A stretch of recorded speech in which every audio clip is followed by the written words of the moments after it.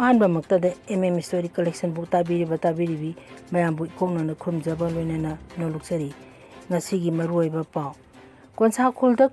kuki ꯈꯨꯠꯂꯥꯏ ꯄꯥꯏꯕꯁꯤꯡꯅ ꯅꯥꯒꯥꯗ ꯑꯃꯨꯛꯀꯁꯨ ꯏꯝꯕꯨꯁ ꯇꯧꯔꯛꯈ꯭ꯔꯦ ꯑꯃ ꯁꯣꯛꯂꯦ ꯈꯥꯡꯕ ꯉꯝꯕꯒꯤ ꯄꯥꯡꯒꯜ ꯂꯣꯏꯔꯦ ꯁꯤꯚꯤꯜ ꯋꯥꯔ ꯊꯣꯛꯂꯛꯄ ꯌꯥꯏ ꯑꯗꯥꯝ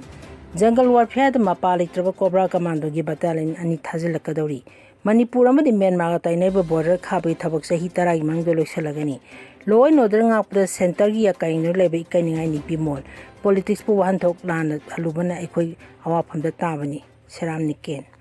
ꯇꯪꯗꯨ ꯂꯩꯇꯥꯕ ꯄꯨꯔꯛꯀꯦ ꯍꯥꯏꯔꯕꯗꯤ ꯂꯣ ꯑꯦꯟ ꯑꯣꯔꯗꯔ ꯉꯥꯛꯄ ꯃꯊꯧ ꯇꯥꯏ ꯈꯥꯏꯗꯦꯝꯃꯅꯤ ꯀꯣꯟꯊꯧꯖꯝ ꯁꯅꯥꯇꯣꯟꯒꯤ 100 ꯁꯨꯕ ꯃꯄꯣꯛꯀꯨꯝꯕ ꯊꯧꯔꯝ ꯄꯥꯡꯊꯣꯛꯈ꯭ꯔꯦ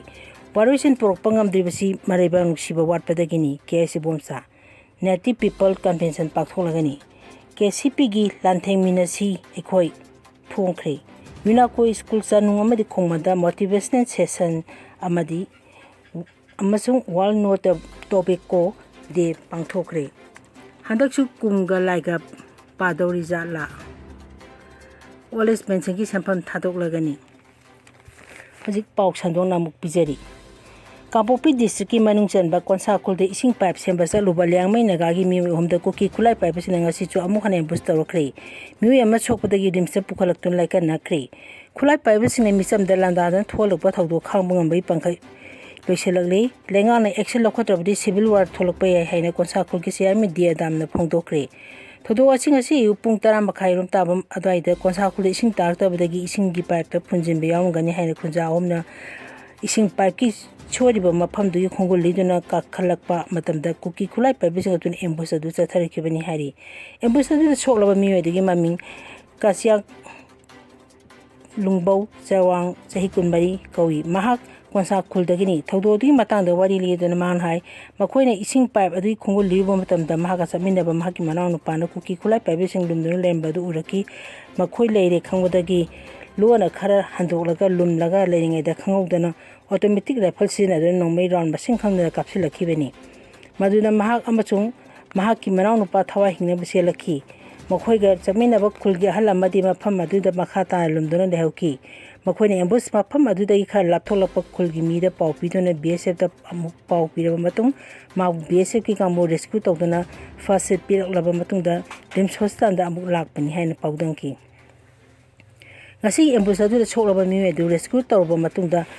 ꯒꯨꯔꯈꯥ ꯔꯥꯏꯐꯜꯁꯀꯤ ꯒꯥꯔꯤꯗ ꯍꯥꯞꯂꯒ ꯂꯩꯃꯈꯣꯡ ꯑꯥꯔꯃꯤ ꯁ꯭ꯇꯦꯁꯟ ꯇꯝꯅ ꯄꯨꯊꯣꯔꯛꯄꯒꯤ ꯂꯝꯕꯤꯗꯁꯨ kukiꯒꯤ ꯃꯤꯌꯥꯝꯅ ꯊꯠꯇꯨꯅ ꯑꯁꯣꯛꯄ ꯄꯨꯕ ꯌꯥꯔꯣꯏ ꯍꯥꯏꯅ ꯊꯝꯈꯤ ꯃꯗꯨꯗ ꯁꯦꯀ꯭ꯌꯨꯔꯤꯇꯤ ꯐꯣꯔꯁꯦꯁꯀꯤ ꯀꯥꯡꯕꯨꯗꯨꯅ ꯑꯁꯣꯛꯄ ꯑꯗꯨ ꯄꯨꯊꯣꯛꯅꯕ ꯇꯉꯥꯏ ꯐꯗꯅ ꯂꯧꯕꯨꯛ ꯐꯥꯎꯕ ꯄꯨꯊꯣꯔꯛꯄ ꯇꯥꯈꯤ ꯑꯁꯨꯝꯅ ꯄꯨꯊꯣꯛꯂꯒ ꯂꯩꯃꯈꯣꯡꯗ ꯐꯥꯔꯁꯠ ꯑꯦꯗ ꯄꯤꯔꯕ ꯃꯇꯨꯡꯗ ꯑꯁꯣꯛꯄ ꯑꯗꯨ ꯔꯤꯝꯁ ꯍꯣꯁꯄꯤꯇꯥꯜ ꯌꯧꯔꯛꯈꯤꯕꯅꯤ ꯑꯁꯣꯛꯄ ꯄꯨꯈꯠꯂꯛꯄ ꯑꯗꯨꯗ ꯂꯥꯛꯈꯤꯕ ꯀꯣꯟꯁꯥꯈꯨꯜꯒꯤ ꯆꯤꯌꯥꯔꯃꯦꯟ ꯗꯤ ꯑꯗꯥꯝꯅ ꯍꯥꯏ ꯀꯣꯟꯁꯥꯈꯨꯜꯗ ꯊꯣꯛꯂꯤꯕ ꯊꯛꯂꯤꯕ ꯏꯁꯤꯡ ꯑꯁꯤ ꯆꯤꯡꯊꯛꯇꯒꯤ ꯄꯥꯏꯞꯇ ꯂꯥꯛꯂꯒ ꯈꯨꯜ ꯑꯁꯤꯃ ꯏꯁꯤꯡ ꯁꯤꯖꯤꯟꯅꯕꯅꯤ ꯍꯥꯏꯔꯤꯕ ꯏꯁꯤꯡ ꯄꯥꯏꯞ ꯑꯁꯤꯗ ꯏꯁꯤꯡ ꯂꯥꯛꯇꯕꯅ ꯃꯔꯝ ꯑꯣꯏꯔꯒ ꯈꯨꯟꯖꯥ ꯑꯍꯨꯝ ꯑꯗꯨꯅ ꯄꯥꯏꯞ ꯑꯗꯨꯒꯤ ꯈꯣꯡꯒꯨꯜ ꯂꯤꯕ ꯆꯠꯂꯨꯕꯅꯤ ꯑꯗꯨꯗ ꯑꯦꯝꯕꯨꯁ ꯇꯧꯗꯨꯅ ꯃꯤ ꯑꯁꯣꯛꯄ ꯅꯪꯍꯟꯈꯤꯕ ꯑꯁꯤ ꯈ꯭ꯋꯥꯏꯗꯒꯤ ꯂꯥꯏꯕꯛ ꯊꯤꯕꯅꯤ ꯍꯧꯖꯤꯛ ꯀꯣꯟꯁꯥꯈꯨꯜꯗ ꯏꯁꯤꯡ ꯐꯪꯗ꯭ꯔꯤꯕ ꯑꯁꯤ ꯀꯔꯤ ꯃꯔꯝꯒꯤꯅꯣ ꯍꯥꯏꯕ ꯈꯪꯂꯦ ꯏꯁꯤꯡꯒꯤ ꯄꯥꯏꯞ ꯑꯁꯤ kuki ꯇꯦꯔꯣꯔꯤꯁꯁꯤꯡꯅ ꯀꯛꯊꯠꯂꯒ ꯈꯨꯜꯗ ꯏꯁꯤꯡ ꯄꯤꯗꯕꯅꯤ ꯑꯗꯨꯒ ꯏꯁꯤꯡ ꯂꯥꯛꯇꯕ ꯌꯦꯡꯕ ꯂꯥꯛꯄ ꯃꯤꯑꯣꯏ ꯑꯗꯨꯕꯨꯅ ꯍꯥꯠꯀꯦ ꯈꯟꯗꯨꯅ ꯉꯥꯏꯔꯒ ꯂꯩꯕꯅꯤ ꯑꯁꯤꯒꯨꯝꯕ ꯊꯧꯗꯣꯛ ꯑꯁꯤ ꯈꯨꯠꯂꯥꯏ ꯄꯥꯏꯕꯁꯤꯡꯅ ꯃꯤꯆꯝꯗ ꯑꯣꯠꯄꯅꯤ ꯈꯨꯠꯂꯥꯏ ꯄꯥꯏꯕ ꯃꯁꯦꯟ ꯀꯥꯞꯅꯕ ꯅꯠꯇꯅ ꯃꯤꯆꯝꯗ ꯈꯨꯠꯂꯥꯏ ꯄꯥꯏꯕꯁꯤꯡꯅ ꯑꯦꯝꯕꯨꯁ ꯇꯧꯔꯛꯄ ꯑꯁꯤ ꯉꯁꯤ ꯊꯣꯛꯂꯤꯕꯁꯤꯅ ꯑꯍꯥꯟꯕ ꯅꯠꯇꯦ ꯑꯁꯤꯒꯨꯝꯕ ꯇꯦꯔꯣꯔꯤꯁꯀꯤ ꯑꯍꯦꯟꯕ ꯊꯧꯑꯣꯡꯁꯤꯡ ꯑꯁꯤꯗ ꯂꯩꯉꯥꯛꯅ ꯇꯨꯃꯤꯟꯅ ꯂꯩꯊꯣꯛꯄ ꯆꯨꯝꯂꯣꯏ ꯃꯤꯆꯝ ꯃꯤꯌꯥꯝꯒꯤꯗꯤ ꯂꯩꯉꯥꯛꯇ ꯇꯥꯏꯅꯕ ꯅꯠꯇꯅ ꯑꯇꯣꯞꯄ ꯂꯝꯕꯤ ꯂꯩꯇꯦ ꯃꯔꯝ ꯑꯁꯤꯅ ꯂꯩꯉꯥꯛꯅ ꯑꯁꯤꯒꯨꯝꯕ ꯇꯦꯔꯣꯔꯤꯁꯀꯤ ꯃꯊꯛꯇ ꯑꯀꯟꯕ ꯑꯦꯛꯁꯟ ꯂꯧꯈꯠꯄꯤꯌꯨ ꯀꯔꯤꯒꯨꯝꯕ ꯂꯩꯉꯥꯛꯅ ꯊꯕꯛ ꯄꯥꯏꯈꯠꯇꯕ ꯇꯥꯔꯕꯗꯤ ꯃꯤꯌꯥꯝꯅ ꯍꯧꯔꯛꯇꯨꯅ ꯁꯤꯚꯤꯜ ꯋꯥꯔ ꯂꯥꯛꯄ ꯌꯥꯏ ꯍꯥꯏꯅ ꯃꯍꯥꯛꯅ ꯃꯈꯥ ꯇꯥꯈꯤ ꯂꯣ ꯑꯦꯟ ꯑꯣꯔꯗꯔ ꯉꯥꯛꯄꯗ ꯁꯦꯟꯇꯔꯒꯤ ꯑꯀꯥꯏꯌꯦꯡꯗꯨꯅ ꯂꯩꯕ ꯏꯀꯥꯏꯅꯤꯡꯉꯥꯏꯅꯤ ꯕꯤꯃꯣꯜ ꯏꯁꯇꯦꯠꯀꯤ ꯁꯕꯖꯦꯛꯅꯤ ꯈꯪꯂꯕꯁꯨ ꯂꯩꯉꯥꯛꯅ ꯂꯣ ꯑꯦꯟ ꯑꯣꯔꯗꯔ ꯉꯥꯛꯅꯕ ꯍꯣꯠꯅꯕꯗ ꯁꯦꯟꯇꯔꯒꯤ ꯑꯀꯥꯏꯌꯦꯡꯗꯨꯅ ꯂꯩꯕ ꯏꯀꯥꯏꯅꯤꯡꯉꯥꯏꯅꯤ ꯍꯥꯏꯅ ꯗꯥꯛꯇꯔ ꯕꯤꯃꯣꯜ ꯑꯀꯣꯏꯖꯝ MP ꯐꯣꯡꯗꯣꯛꯈ꯭ꯔꯦ ꯏꯝꯐꯥꯜ ꯏꯁ ꯗꯤꯁꯇ꯭ꯔꯤꯛꯀꯤ ꯑꯀꯥꯝꯄꯥꯠꯇ ꯂꯩꯕ ꯈꯦꯇ꯭ꯔꯤ ꯑꯄꯣꯛꯄ ꯀꯝꯃ꯭ꯌꯨꯅꯤꯇꯤ ꯍꯣꯜꯗ ꯌꯨꯠ ꯏꯟ ꯄꯣꯂꯤꯇꯤꯛꯁ ꯋꯥꯏ ꯑꯦꯟ ꯍꯥꯎ ꯍꯥꯏꯕꯁꯤꯗ ꯉꯁꯤ ꯄꯥꯡꯊꯣꯛꯈꯤꯕ ꯅꯣꯡꯃꯒꯤ ꯑꯣꯏꯕ ꯈꯟꯅ ꯅꯩꯅꯕꯒꯤ ꯃꯐꯝꯗ ꯋꯥꯐꯝ ꯑꯁꯤ MP ꯕꯤꯃꯣꯜꯅ ꯐꯣꯡꯗꯣꯛꯈꯤꯕꯅꯤ ꯊꯧꯔꯝ ꯑꯗꯨꯗ ꯑꯊꯣꯏꯕ ꯃꯤꯊꯤꯡꯂꯣꯟꯒꯤ ꯋꯥꯔꯣꯜ ꯊꯝꯂꯗꯨꯅ doctor Bimol ꯑꯀꯣꯏꯖꯝꯅ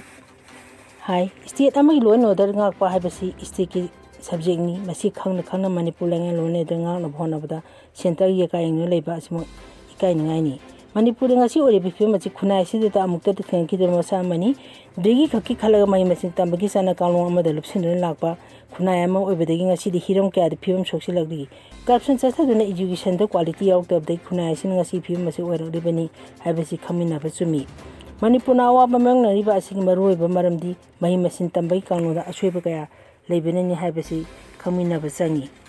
tangdu leita ba porke habi loin order ngak pa mathau tai khaide mani tangdu leita porke harabdi loin order ngak pa mathau tai hana senior advocate khaide mani na phongdorli ngaji singja mai yunam kai de leiba mahagi mayum da pangthoki ba pawi phama madam hang na hai lamdam masine tholi bi irang si sahi helakli lerang na pen irang asina maram oiraga trong no bi de pikli ba anga ani hatkiba misam ahum buna CPM ne tamthi dena hatkiba amadi naga misam taruk puna ko kisina phajin khamni ba sigi achoma wain puthopi na ba lamdam masigi miyamna tongan ba maikai dagi khungjang kya changsil basu ngasi phawba lenga asina asingba chumba wain puthopa ngomdri basi court ki thongin thong thin achumba phona bu handa ba mathau tai haiki mana makhatan hagi de lamdam masida tholi bi irang sing wayu sina mangasi phawba lenga asina puruk pangomdri basi lamdam masigi loan order ni thina sana da basina su achoba macha ama oiri loan ya da ba mong khulai pai de ne bisa miyam da landari bi mi sing laksina bu handa da paksana combing operation to batangai phade loinena Manipur haji ori bi phibam asi act of terrorism ki phibam amada laglabani crime tawribu singbu phagana ba India lengan ahen forcing season nanaba ahen ma mathau to holabdi peace propada line thukani masida natana lamdam masida anabo DGP ma laglaba sida lamdam masigi haji ori ba issue sing nithi le khangandona lamdam masi mahuk sagum tangdu lita ba perform ama oina ba honabada achauba thaudang ama hawhana ba hona minase haiduna mahana makhata na phungtoki Yunako school chanung amadi khongmanda motivation session amachung wal not tobiko de pangthokre Yunako school chanung amadi Yunako school khongmanda motivation session amadi wal not tobiko de pangthokton school se tamde marusinda pung thagor pagoloina na pakshan awareness speakre Yunako excellence in education chanung dala pangthoge po motivation ki thoramaduda ICR Soft Skill Training Institute ki founder amadi director Khaimam Ranjitan mehirusinda pung thagor ki pagoloina na matau karam na positive attitude develop tawgani goal karam tawna set tawgani communication skill improve tawna ba mari tungde thena kada challenge mathau karam na mai unagani habi matana takpi tambiki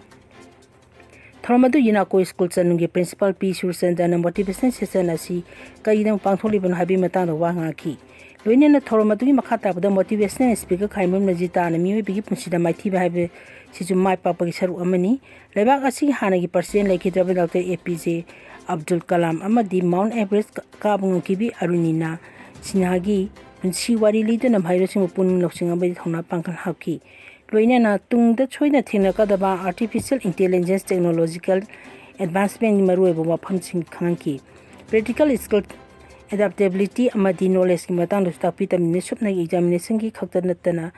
malemdel aliba ahung bakaya simayung na bangam na buhana gadam habna sing mai awareness speaking loinena 5M 5 of life haibadi mind mission management amadi motivation ki matang da masa khain tapi tambiki tharongi loiselakpa matam da motivation speaker amadi mahairu singi marakta interaction section amasu pangthoki hairi hojiki winadi matang asida paulo sinjari pung kai khunna bu seri